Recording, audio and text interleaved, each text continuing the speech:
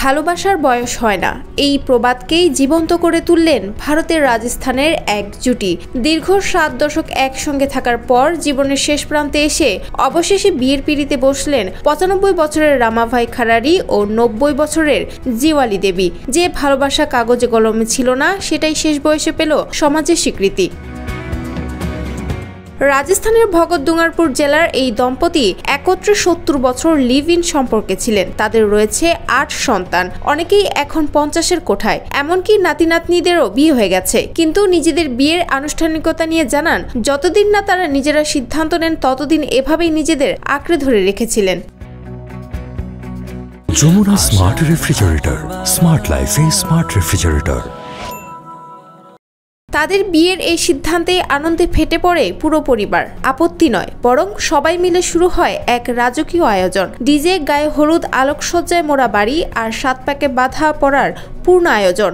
সবকিছু যেন সিনেমার গল্পকে হার মানায়। গ্রাম জুড়ে চলতে থাকে উৎসবের আমেজ। ঢাকঢোল পিটিয়ে বেজে ওঠে বিয়ের জয়গান। প্রতিবেশীদের উপস্থিতিতে বিবাহ বন্ধনে আবদ্ধ হন এই দম্পতি।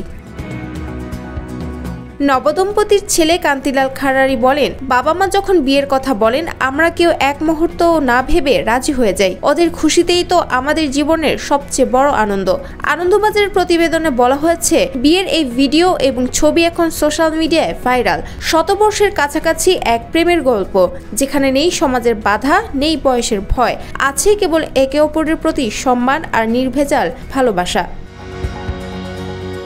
যমুনা স্মার্ট রেফ্রিজারেটর, স্মার্ট লাইফে স্মার্ট রেফ্রিজারেটর। জানা যায়, আধুনিক সমাজে লিভ ইন নিয়ে বেশ সমালোচনা থাকলেও ভারতে বেশ কিছু আদিবাসী সম্প্রদায়ের মধ্যে এটি দীর্ঘদিন ধরে চলে আসা একটি স্বীকৃত প্রথা। তেমনি রাজস্থানের ভগৎ অঞ্চলে এই ধরনের মিলন সামাজিকভাবে গৃহীত। এই দম্পতির কাহিনী এক উপজাতির ঐতিহ্যবাহী সংস্কৃতির ধারাকেই বহন করে। এই প্রথাটি নাট প্রথা নামে পরিচিত।